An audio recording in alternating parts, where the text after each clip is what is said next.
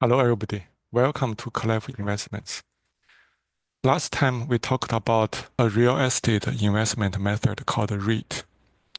And this time, let's talk about a different method called real estate equity crowdsourcing platforms. I didn't personally invest in these platforms, so my introduction would be very basic.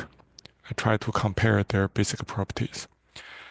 There are many companies such as REITs, Lofty, ARK7 for rental properties, EcoTrader for land, farms, and so on. For these platforms, each investor invests a small share of a property, whether it's for rental or for farm, and you own that share of the property.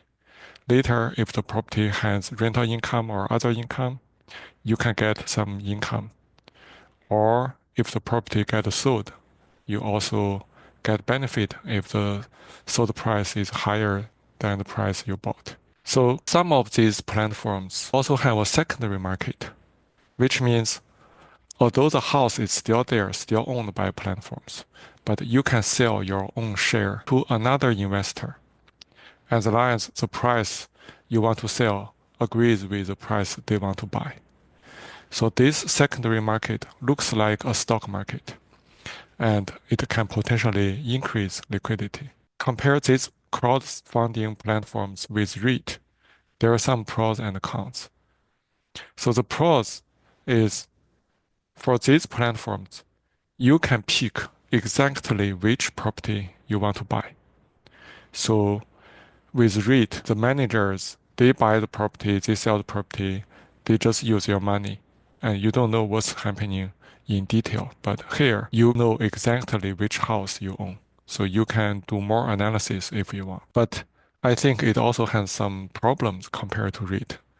So REIT is like stock. You can buy and sell with very good liquidity. But with these crowdfunding platforms, you have limitations. Like some platforms, even though they provide secondary market like ARK7, they still have a holding period like a year. So after you invest in the first year, you are not allowed to sell it. And even when you are allowed to sell, that secondary market only has very few buyers and sellers because of their small size. So that means the liquidity may not be very good when you really want to sell your shares, and the price may not be very fair. Compared to REIT, this is a problem. And another one is with all the transparency that you are looking at each house, which house you're investing, they also charge a higher fee compared to REIT. So this would vary depend on different platform, but in general, this higher overhead for the company to manage and show you the property may mean they have to charge you a higher fee for that. And also, although you can invest each property, it takes time to research each property. If you're buying your own rental property, after you do some research, you buy the whole house. So it's a lot more money than here. Here, maybe after you did all the research, maybe you only want to spend $2,000 on it.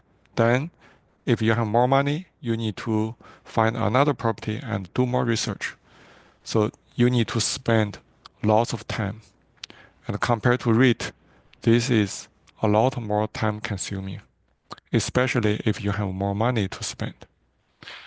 So those are the basic properties and how I think compared to REIT. But because I didn't personally do any of the investment in these platforms, I cannot offer deeper insight.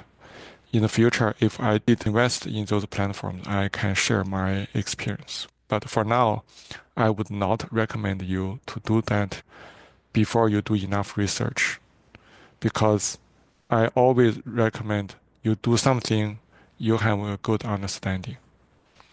Okay, that's all for today. Thank you. See you next time.